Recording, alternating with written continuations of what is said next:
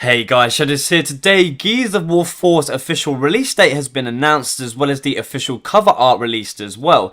As you should already know if you've been watching my videos, we have the Gears of War 4 multiplayer beta coming up this month starting April 18th for early access players who have played Ultimate Edition, lasting 2 weeks and finishing on May 1st. Now today, announced by the Coalition Studio, the official release date of Gears of War 4, the final game, is October 11th, 2016, just 187 days away from me recording this video.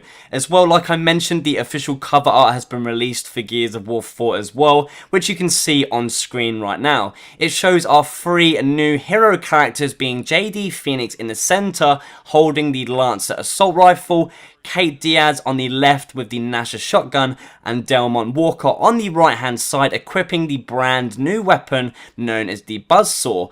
Looking at the environment itself behind the characters, you can see the effects of the weather system in Gears of War 4 that was talked about with Game Informer's coverage, including those crazy wind flares.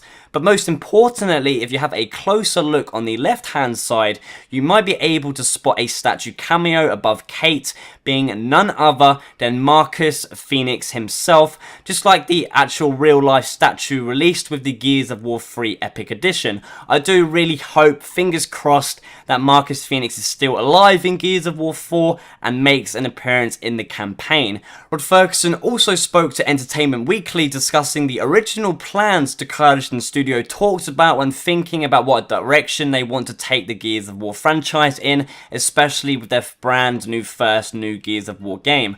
Rod started off talking about first if the Coalition should release a prequel. However, the problem with Gears of War prequel games is that it would be human versus human conflict, just like the 79-year war known as the Pendulum Wars that happened before the Locusts arrived on E-Day, whereas Gears of War is known for being humans versus monsters, so this wouldn't be a good fit for a Gears game. Next, the Coalition talked about recreating Marcus Phoenix's origin story, changing up what had already been told to the community and just to the fans, but they felt like this would be completely wrong and disrespectful to the Epic game developers, but also the community overall. The next idea that the Coalition had and discussed was revisiting an alternative planet for Gears of War 4 to take place on, but the problem with that is it would be just too much new for Gears of War fans to take into consideration, and you wouldn't be able to go to places that were familiar. You couldn't use old weapons from the games, and everything that we just know and we've just got used to for Gears of War would have to be completely replaced.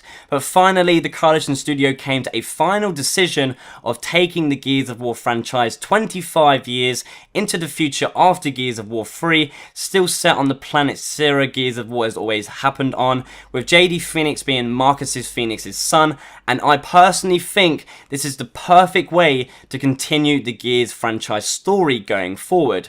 Give the video a thumbs up and share the video if you enjoyed it. Subscribe if you aren't already. Thanks for watching, and as always, I shall see you on the next one.